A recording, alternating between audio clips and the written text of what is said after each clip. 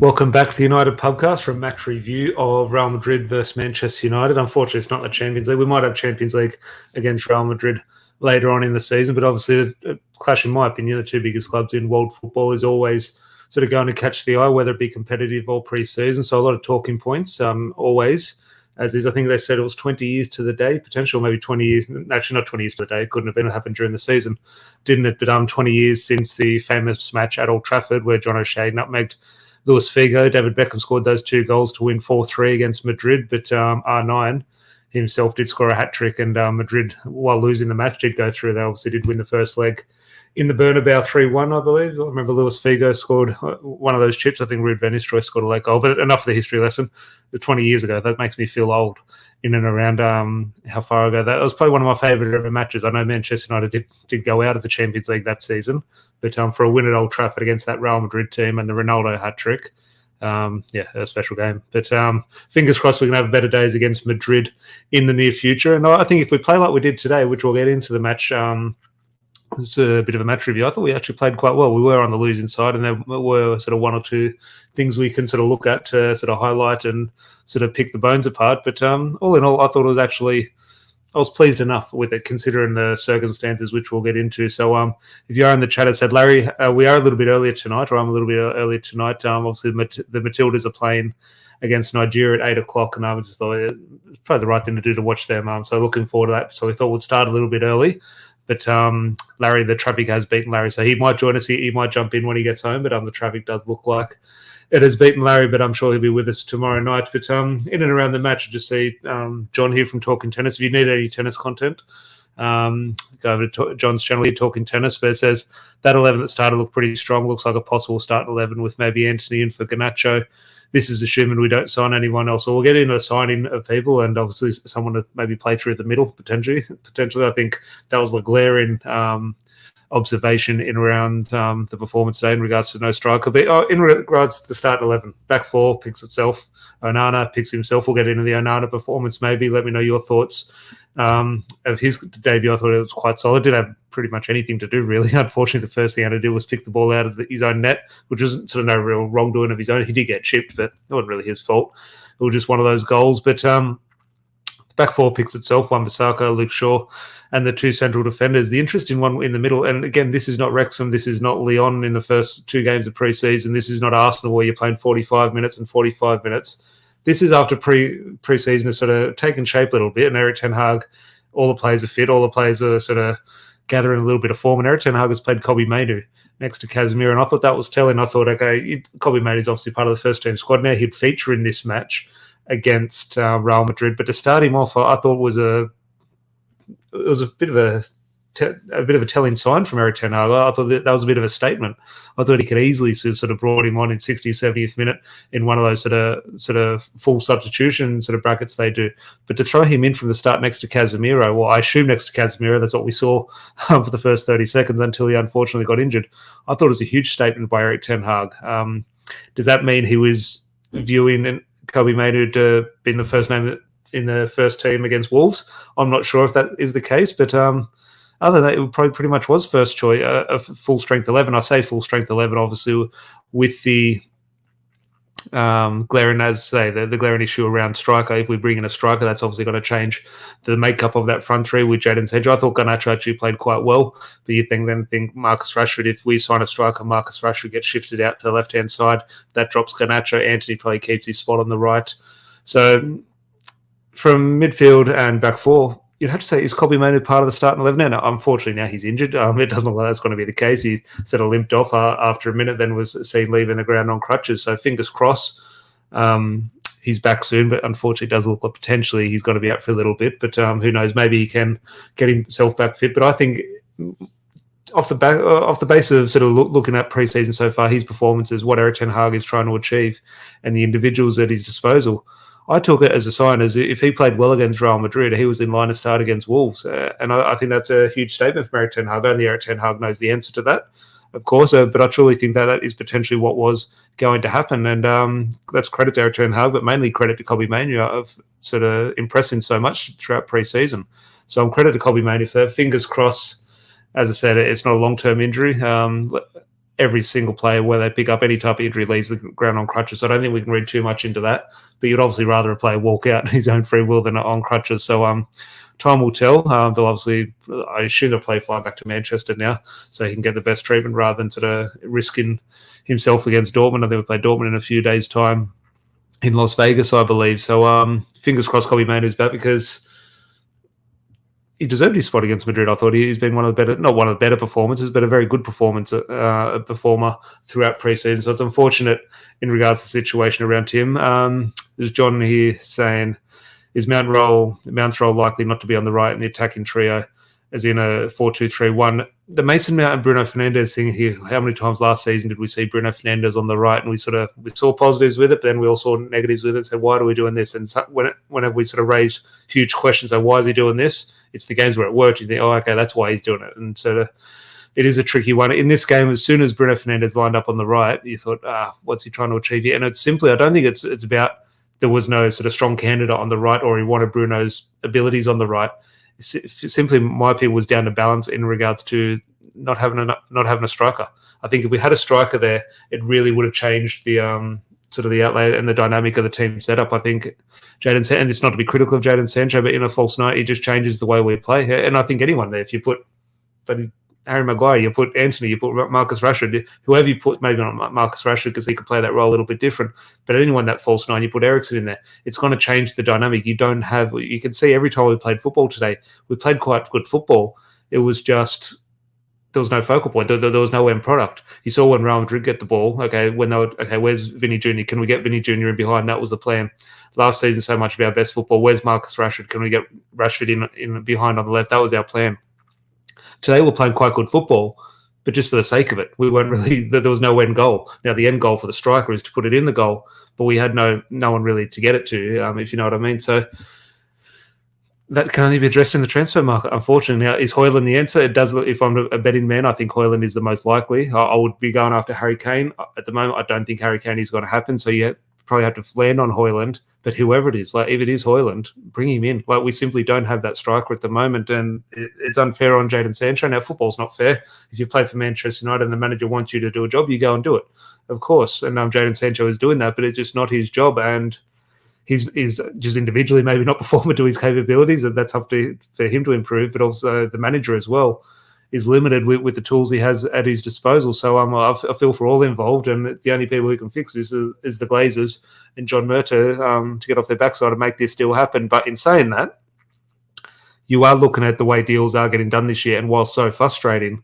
if you look at the end result of these deals in regards to the transfer fees we're spending on players, and probably more importantly, maybe not the Mason Mount case, but in terms of what is potentially sort of rumoured in around Amrabat, Onana and Højlund, the wages are a bit more respectable compared to what they have been. I think if we would have signed Onana 2 or 3 years ago, he would have been on $400K a week. That's just what Ed Woodward would have done.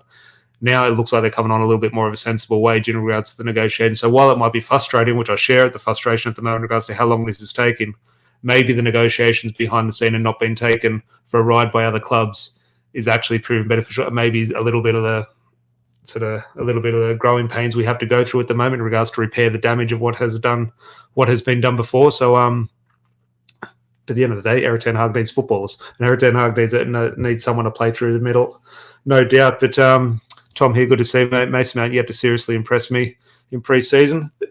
This is his first quiet game. I think he's been good, in my opinion, has been good in the other appearances. This one was quiet. And again, him and Bruno Fernandes are just on a bit of a different wavelength because Bruno was on the right, then Mason Mount sort of drifted out. And I just think there was no sort of real fluidity. I don't want to see Mason Mount in a wide position. I do want to see him through the middle, whether that be an advanced role or a little bit deeper near Casemiro. I'm not sure, but I think Mason Mount's been quite good. I'd say it's pre-season. It's definitely not going to judge a performance in regards to his time. I know, Tom, you're not doing that, but in regards to, I think he's looked quite sharp, especially on the ball. I don't really look at today. The game sort of passed him by a little bit, in my opinion. And look, Real Madrid do that to most players. Any opposition, is going to struggle to sort of get into the game against Real Madrid at times. And I thought Real Madrid played quite well. So the game did pass Mason Mount by a little bit. But what I'm looking for, especially defensively, and I've looked at especially for the youth players as well, but any new signing, is not what they do on the ball. I know Mason Mount can get on the ball. I know he can play. I know he can score a goal. He doesn't need to show me. He needs to show me in a red shirt when competitive games come around. But my main thing I want to see from new signings or any player coming in trying to stake a claim for a first-team spot is defensively, what they do defensively. And I think Mason Mount is impressing Erik ten Hag. I think that's why he's been playing in the strongest 11. Now, obviously, a transfer fee of his stature does call for a first 11 place, but I think defensively Mason Mount is impressing quite well and is making a bit of a difference. I think we are pinching the ball in areas that we probably don't often. I think if you replace Christian Eriksen in regards to put Mason Mount's legs in there, Mason Mount was doing a lot of doggies, up and down, getting tackles in, sort of getting a foot in here or there where Christian Eriksen just doesn't do that. Not to be critical of Christian Eriksen, it's just not his game. And I just think Eriksen has pros to his games that maybe the cons. Mason Mount can definitely add his pros in there. So, Mason Mount hasn't impressed in regards to he's not this big money signing. Number 7 hasn't sort of hit the ground running in that case. But for his first couple of appearances in pre-season, I've been happy enough with Mason Mount. But when the season comes around, there's no doubt he needs to deliver. He's wearing the number 7 shirt, no doubt. And Tom here, that first goal being allowed, God, it's one of the things, okay, we lost 2-0 and you can't argue with the result. You could say Real Madrid were the better team. I think it was quite balanced, but okay, 2-0, Real Madrid were the better team. The 2 goals, offside, and we're down to 10 men at the time. So, okay, you chalk that off 0-0 and then look, a bicycle goal at the end of the match is what it is. So that happens in pre-season sometimes, fair play to him. So 2 is kind of out of the box sort of goals. Other than that, it's a 0-0 draw against Real Madrid. Are we having a different discussion around the performance? I don't think so. I think everyone's sort of pretty level-headed in regards to that performance, in regards to the score doesn't really matter. I'm personally, maybe someone could call me maybe a sick individual. I actually like losing games in pre-season, not too many games, but I'm actually pleased we have lost a game. I think whether through Manchester United's history or my own personal history, the only thing winning every game in pre-season guarantees is you lose the first game of the season. So I'm happy we've got our loss out of the way, and I'm a little bit more confident going into that Wolves match. But also, it's a good test for the players. You can't just be winning games and scoring goals. You do need to be on the back foot. You need to deal with adversity throughout pre-season. So I think it's a good thing. You do obviously want to win football matches. Well, when you're out there, the players don't go out there to lose. But I was pleasantly surprised with all things in regards to tying the performance and the result in. Vin, good to see you, mate. Finally caught a live stream. Yeah, a little bit early today. As I said, the Matildas are kicking off. I do want to catch that match at 8 o'clock. Big game for the Matildas. They are playing up in Brisbane. And we should have had penalties at the end. Maybe we could have nipped it on penalties. And George, good to see you. Away from the Glazer striker talk, any chat about Onana? Well, we'll start him in regards to the performance. I do want to sort of wrap up on the transfer talk. But Onana, just your thoughts in the comments in regards to so many people waiting to say, okay, how's he going to transform? I was a fan of David De Gea, no doubt. I was a big fan of David De Gea. I did see a need to potentially sort of progress it and move him on and bring a modern goalkeeper in like Onana. No issue at all. I just think in regards to, and I was happy with what I saw from Onana today, but very happy with what I saw, both with his hands, made one good save, and obviously extremely comfortable with both feet, right and left foot. So very happy with Onana's performance.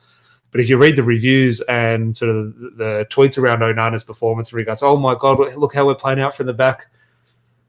If we're being honest with ourselves, if we want to have an adult discussion about this, and it's no criticism of him, Real Madrid just didn't press.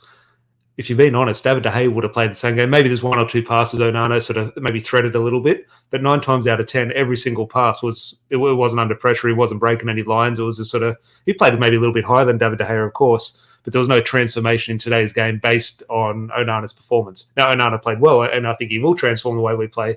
But today's game, Real Madrid sat off. They didn't really press, so we didn't see the best of Onana. But if you go by the reviews and everyone talking about Onana's performance, it was like, well, prime Barcelona playing out from the back. That simply wasn't the case. Real Madrid weren't pressing. So Onana didn't do anything wrong. But this game wasn't. He didn't transform us yet. That's going to take time, and it's going to be dependent on what the opposition do. But I'm definitely not critical of Onana. I thought very good save in the first half. Palmed it away with his left hand. And I think the main thing happy to see in Onana's position in the team was how, not defensively, how high he was in terms of sweeping ball. Maybe you could be critical of him for the goal. If he stayed on his line, mate, like David De Gea, he wouldn't have got chipped. Now, again, that's tongue-in-cheek. He's not at fault, in my opinion, for that goal. But when he plays the ball out, he doesn't join the attack, but he kind of gets the sense of joining the attack in terms of sort of pushing that back four up. And that is something I did enjoy in regards to, okay, if I'm a centre back and my goalkeeper's on my shoulder, I think, well, hang on, I've got to push up. I'm in the wrong position. Then suddenly, if your defenders are pushing up, your midfield can push on, your strikers can push on, and that obviously pushes their defensive team back. So, with the ball, I really like Onana's positioning. I thought that was, again, not transformative yet. I don't think it was a sort of night and day between a David De Gea performance and an Onana performance, but I think that will come. But this one I thought was just a nice slight introduction to life at Old Trafford. You know what I mean? But John here, love Dave, but it was the right time. And no doubt it was the right time to move on. My backing of David De Gea, a lot of it came down to the treatment he was receiving by the media and fans. I always knew deep down you do need to move on. Now, I think a lot of the criticism in regards to his goal, not his feet, but his hands as goalkeeper was somewhat over the top. Yeah, he did make clangers, but every goalkeeper does. I think that part of his game was criticised a little bit too much. But in regards to his feet, no doubt he had to move on. For the benefit of his career, he was getting too much stick in regards to denting his confidence, and we did need, obviously, that ball-playing goalkeeper. So a lot of my defence of David De Gea at the time was simply, like how I back Harry Maguire and Scott McTominay. If a player's getting abused and criticised left, right and centre, I tend to maybe gravitate towards them a little bit and try and shine one or two positives their direction. And Al, good to see you, mate. I was against the Mason Mount signing because he's more an attacking midfielder rather than central midfielder. The returns thus far are underwhelming. It's interesting where he's lining up. I've actually, Tom and Al there have sort of raised questions, not bad questions, but raised questions around Mason Mount there. I actually think he's been fine. Now, again, a number £50 million signing and a number 7 for Manchester United, you need to be more than fine. I'm fully aware of that, but this is obviously it is pre-season. We do need to be patient. I actually think he has been solid enough. I think he's linked up quite well. The interesting spot is, his positioning in terms of sometimes he's hooking the ball up quite deep in terms of that what Christian Eriksen was doing next to Casemiro last year, but then today is a little bit higher. I'm not sure where he's going to play. I have a feeling in regards to, unfortunately, I have to throw Kobbie Mainoo out of this discussion. He was potentially lining up as the main man next to Casemiro. So it'll be interesting to get Erik ten Hag's thoughts in regards to where he does see Mason Mount. There's been the discussion at Arsenal recently in regards to Arteta bringing in Kai Havertz in and really not knowing where he is. Is he a midfielder? Is he an 8? Is he a 10? Is he a striker? That's Arteta and Arsenal's problem to deal with. But Mason Mount, we might have the same, would I say problem? I don't think it's a problem. I think it's just, he has to find his groove and find where to play. I have a feeling it's around the Christian Eriksen position in regards to play Bruno a little bit higher centrally, Casemiro in the Casemiro role, and then Mason Mount, that extra midfielder. Now, again, defensively, I think he is very good defensively, but I think defensively in an aspect of higher up the pitch. If we're on the front foot trying to pinch the ball high, I think in a game like today, maybe against Real Madrid, where they're sort of quite strong on the counter-attack, it's where you're looking at that player like an Amrabat. Scott McTominay, I thought, came on, actually did quite well in the second half. It was a different game there, but that's where I think you'd need a little bit more of a physical presence, as a box-to-box next to Casemiro. I think Mason Mount is box-to-box, but more so there's a different type of running, that long-distance running, literally box-to-box, or that high-energy sort of press, which a Mason Mount sort of gives you. And I don't think Mason Mount is that defensively orientated midfield, even though I think defensively he is quite strong. It's not the first instinct, where some other players like Casemiro, like potentially an Amrabat, it is their first instinct. And I think that was potentially highlighted today, simply down to Real Madrid are good. Sometimes when we lose games, we throw our toys. I know no one's doing this here, but we throw our toys out of the Premier League. How can we lose? Manchester United should be winning games. Real Madrid are Real Madrid. I know they didn't win the Champions League last season, but they're still, in my opinion, I see that white shirt. I see the players walking out there. To me, they're the best team in the world. I know City, unfortunately, are at the moment, but Real Madrid, if they're going to play well, they're going to beat nine teams out of 10. So, look, fair play to Real Madrid. I thought Jude Bellingham looked good. Obviously, that unfortunately ties into Manchester United's transfer business over recent years. See Jude Bellingham out there performing well. Fair play to him. It was good to see Lisandro Martinez go through him with a tackle, though. I thought Lisandro Martinez and Rafael Varane, I don't think anyone had a bad game. To be honest, actually, Jadon Sancho, I thought was unfortunately quite poor. But again, out of position a little bit, so I don't want to be too critical. But it's just the glaring thing for me. I thought the performance was quite well. You could almost say, as I say, 0-0 draw. You chalk Jude Bellingham's goal offside, and the guy from the used to play in the Premier League, he used to play at Newcastle. I think he played at Newcastle. Stoke, was it? I forget his name, but he scores a bicycle. How many times that really going to happen? So you take those two sort of weird moments out that shouldn't really happen on most days, and it's a 0-0 draw. And then if the game plan went out the window after 5 minutes or after a minute, which it did with Kobbie Mainoo's injury, it's a different game. So all in all, besides Jadon Sancho, I thought everyone played quite well. Even the guys who came off the bench, I think there was that spell when they came off, that hour mark, I'm guessing that substitution was. They really made a difference. Now, again, Real Madrid maybe sort of died off a little bit in regards to fitness, and our new players came on sort of full of energy with a point to prove. So there was naturally potentially going to be a bit of an upturn in performance and energy. But I thought Anthony made a difference, maybe not in the final third in terms of decision making, but I thought his build-up play was quite well. Donny van der Beek, I thought, came on, did quite well. Scott McTominay was getting on the ball, driving forward. He almost actually scored a brilliant goal, almost let himself down with a shot at the end, but I thought he got on the ball, was trying to make things happen. Maguire and Lindelof is what it is. I thought, unfortunately, Lindelof, it's hard with Maguire and Lindelof because whenever we see Maguire now, we think, okay, not good enough, which I agree. Okay, he's got to leave. But he kind of, Lindelof sort of, unfortunately, sort of gravitates into that discussion. We saw them both coming at the same time, and it's almost like one. It's almost like the McFred discussion. I think Lindelof sort of has to be sort of discussed in his own merit. But when he came on at the same time as Maguire, when you see the difference between Varane and Martinez and Maguire, Lindelof goes into that category, unfortunately. But I think Lindelof's future at Manchester United is safe. Good to see Diogo Dalot get a few more minutes. I still believe Wan-Bissaka's first choice now, but I disagree with, me and Larry have a difference of opinion on this one. Wan-Bissaka's first choice now, of course. But I just think if Diogo Dalot plays well, I think Erik ten Hag will want to get him into the team. Now, he doesn't deserve to be in the team at the moment. I think Wan-Bissaka clearly is first choice. But I just think Wan-Bissaka maybe has one or two bad, which he doesn't often, which is a good... Sorry. Should I just have a bit of water? Wan-Bissaka doesn't often have a bad game, which is a good thing. But I think if he does and Dalot is playing well, I just think Erik ten Hag, just from a stylistic approach, will want potentially to get the Portuguese in it right back. There's a comment here from... I've lost him for a bit. Here we are. Can Mainoo start next to Casemiro as a number 8? Are we getting carried away? He looks like quality. Well, Larry actually wasn't watching the match at the start, and he said, where's Mainoo lining up? And I said, yeah, I'm not sure. I looked at the bit of paper where it had him next to Casemiro. I said, after kickoff, I'll have a look where he's running.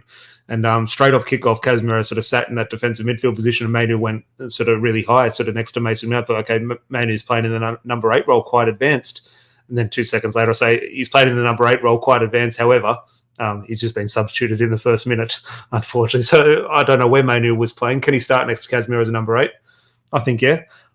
I think that's where he is. After watching him a little bit in the youth, I think, yes, he can get on the ball. He can dictate play.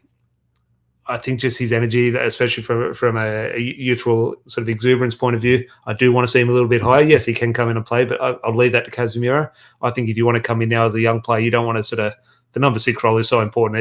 There's such a sort of pivotal role. It needs sort of such experience sort of to perform at the highest level. And I think let Casemiro do that. I don't want to see Kobbie Mainoo too deep on the field. I do want to see him pressed a little bit higher and sort of making things happen because he does have the energy. There was the goal against... What was the goal against? The goal against Arsenal. I think Tom Heaton had the ball. Kobbie Mainoo really made a run sort of into one of the channels, and you can't do that as a number 6. If you start running into the wide channels when you're the central defensive midfielder, that's going to cause problems. So I do think if you play him there, it's going to take away from his game a little bit. But that's just my opinion. Erik ten Hag definitely might think. Otherwise, Rob, good to see you, mate, on this earlier show. As I said to a few other people, I do want to catch the Matildas who kick off in half an hour, so a little bit earlier today. But that's all the things on the Real Madrid match. As said, personally, quite happy that we're not happy, but pleased we lost. To get that loss out of the way, that gives me confidence. Well, we've got that out of the way. We can go in to Wolves fresher and get that win. I know we've got a few games before that, but I don't like winning all the games in pre-season. That has to be said. But the negative out of today was simply no individual, but just the no striker. There was no striker. Every time we got the ball, if Harry Kane was there, even if HOJLUND, which we're no experts on how HOJLUND plays, even just someone who wants to be there. Jadon Sancho doesn't want to be there. Does Rashford?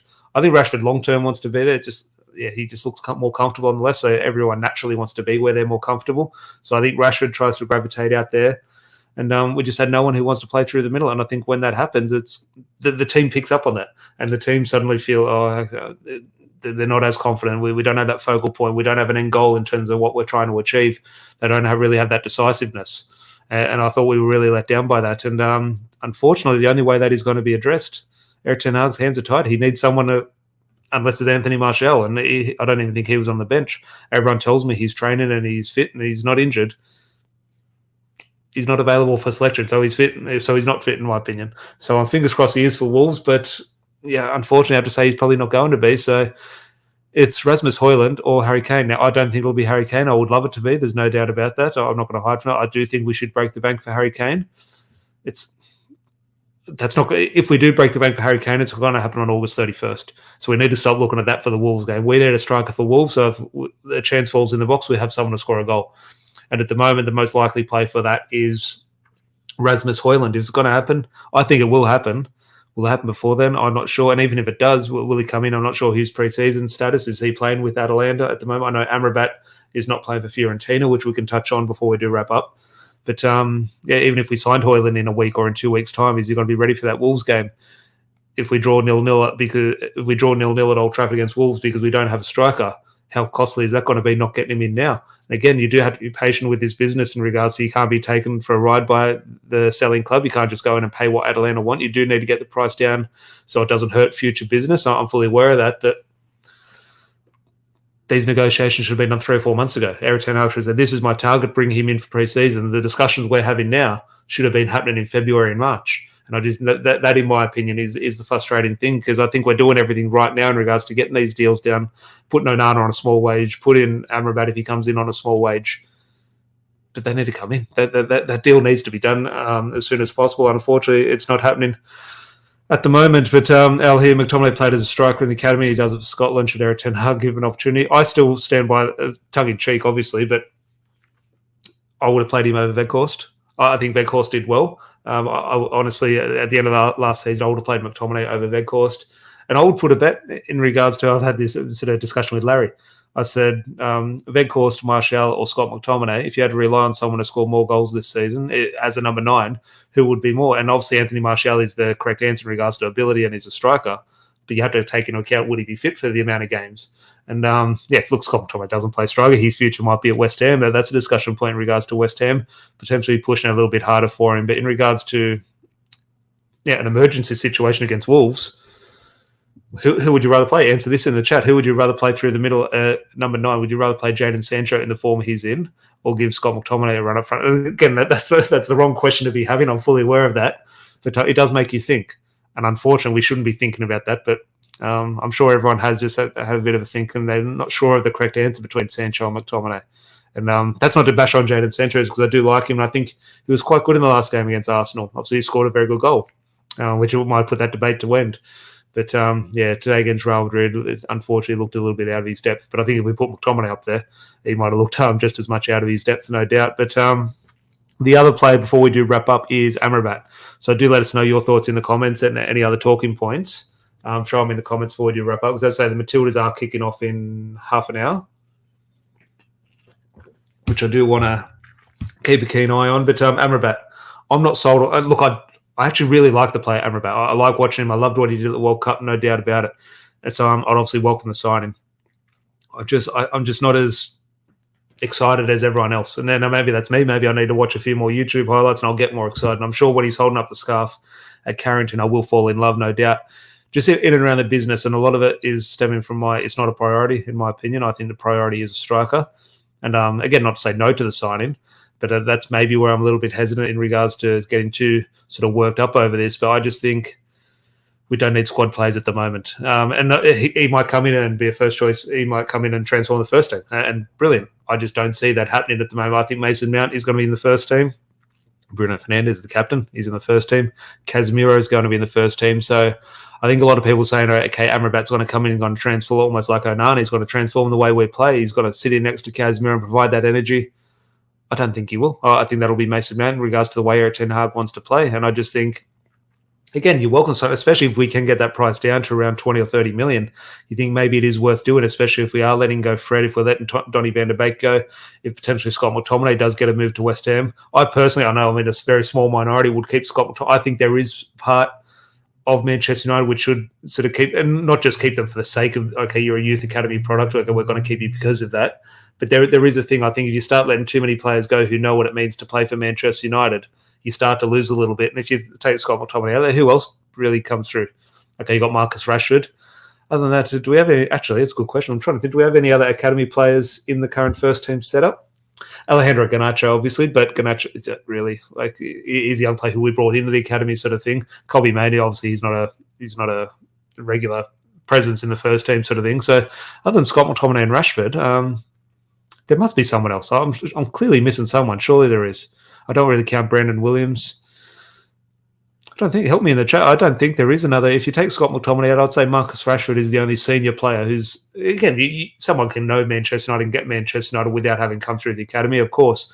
But I just think maybe I'm a little bit old school and maybe I'm wrong in thinking this, but I just think you shouldn't just be getting rid of those and just, okay, we'll fix it with Amrabat. We've made so many signings over the last decade, like an Amrabat, who'll come in and, yeah, he'll be good, he'll fix everything. And they really don't. That's not to say Amrabat wouldn't, but I just think we need to sort of calm our horses a little bit in regards to the excitement around Amrabat. In saying that, as I said, if he comes in and holds the shirt up, I'll obviously fall in love with him.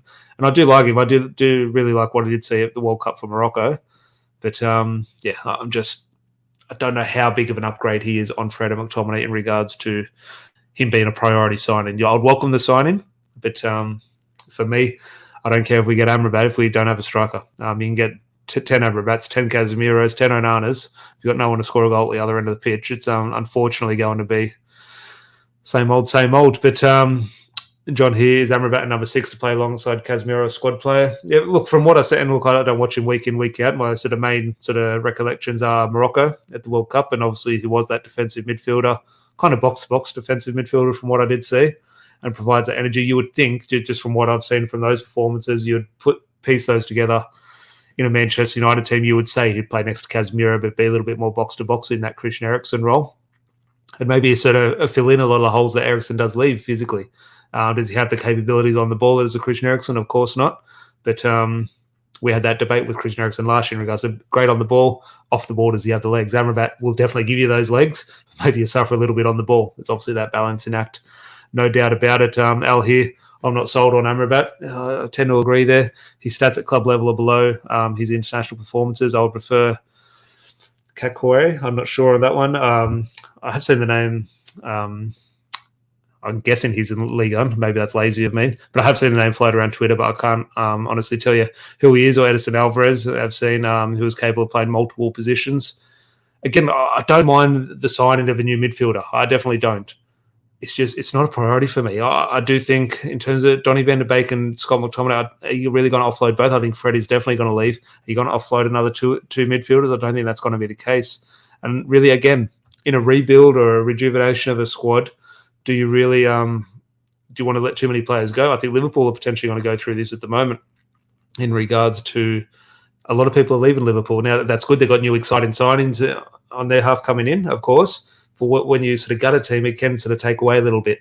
And I think if we start taking away too many pieces of the dressing room, even if it's not first-team regulars, you start chipping away at the dressing room, and you never know how it's going to unfold. It could unfold in a very positive way, of course, but there is always a risk it could really backfire. So I think we do want all these shiny new toys to come in and fix things, but you do need to be patient and sort of take your time. Sometimes a rebuild's not going to be done in one transfer window. It might be done 2 or 3 years' time.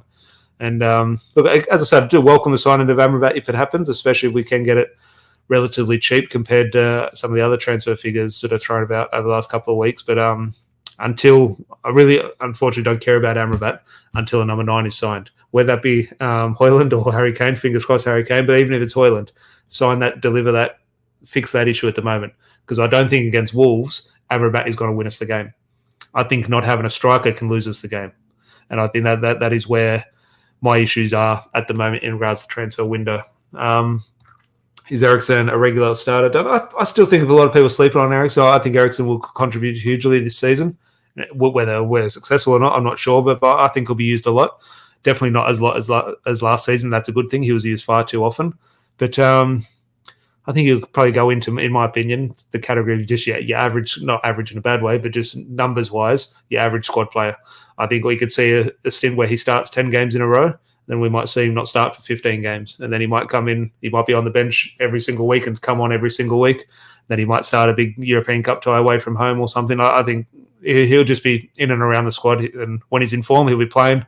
When someone else is in form, Christian Eriksen's going to be on the bench. And I think that is a good thing because I think a lot of us are a little bit frustrated and sort of throwing a little bit of shit at Christian Eriksen, unfortunately, sort of a little bit over the top, in my opinion. We're taking a lot of our frustrations at the end of last season on Christian Eriksen. I thought that was a little bit unfair, me too included, in regards to the FA Cup final, saying we shouldn't be playing Christian Eriksen, and kind of the way that first goal happened, we all pointed to him.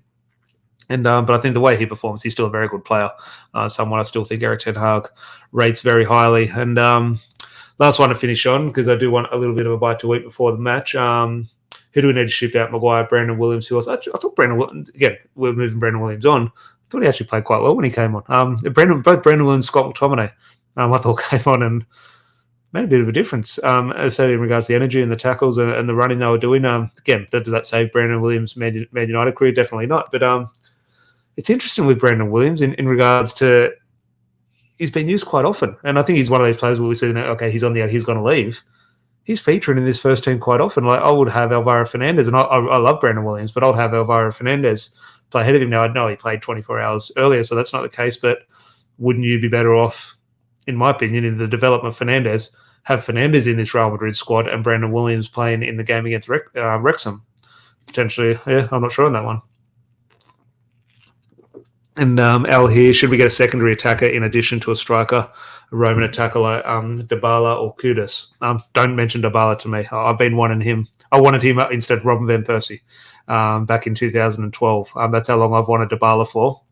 So even if Dybala was 45 years old, I'll still want him at Old Trafford.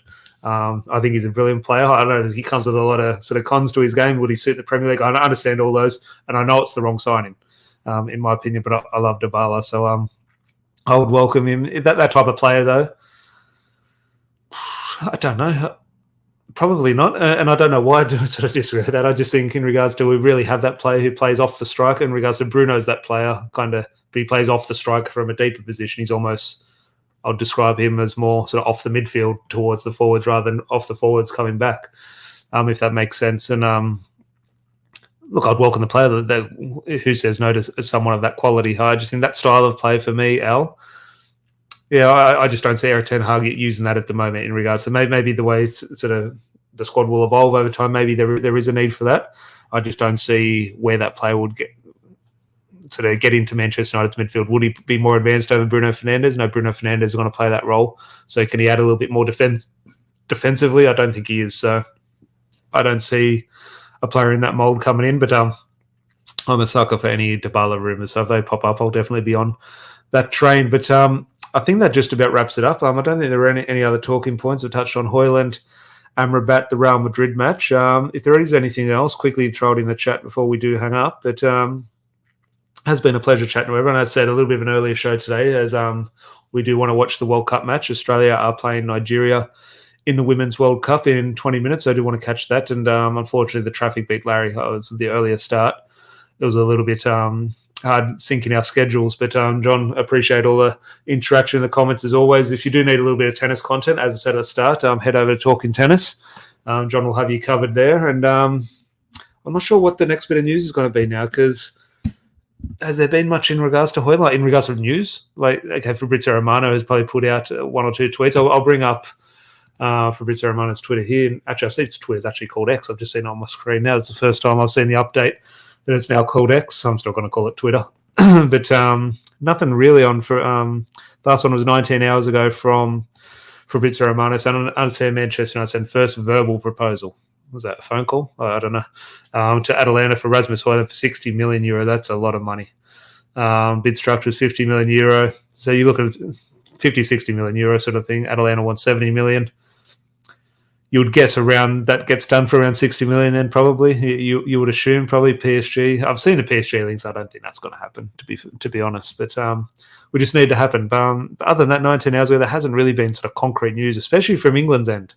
Now, I'm not saying England have the English press. I'm not saying the English press have the greatest transfer journalists. But I do like to hear. I do like to want to see something from them before I get too excited. I do think this will happen, but it's gone unfortunately a little bit slower than I would have liked. But our Australia favourites, Australia will be favourites today playing Nigeria. Do have one or two injuries. Obviously, the key player for Australia, Sam Kerr, is still out with an injury. She does make a difference in regards to a striker. Needs someone to score the goals, just like Manchester United. So a little bit under strength, the Matildas, but they'll be playing in front of a huge crowd in Brisbane. You'd assume Australia will get the win. I think a weight was lifted off their shoulders getting the win in the first game of the tournament. I do expect Australia to get the job done against Nigeria. As I said, Al here, did you know Canada have a transfer? I've seen they got a non-binary player. Yeah, it is what it is. So, well, in regards to Canada, I'll steer the discussion back to Manchester United. I have seen that non-binary player. It is what it is. But the positives in regards to Canada, a Manchester United player scored the winner in their match against Ireland. I did want to see Ireland win, but Canada have 2 Manchester United players playing for them. Actually, the right back for Canada, Jade Riviere, very well. Keep an eye out for her because she's going to be playing right back for Manchester United next season as our right back went back to Barcelona. But Adriana Leon, blonde girl up front for Canada, scored the goal. So congratulations to her, and hopefully the Manchester United contingent from Canada can progress through the tournament. But until then, hopefully everyone did enjoy that bit of a chat tonight. Appreciate everyone in the comments keeping the conversation going, having a bit of a chat with us. But please do leave a like on the video. That'd be very much appreciated.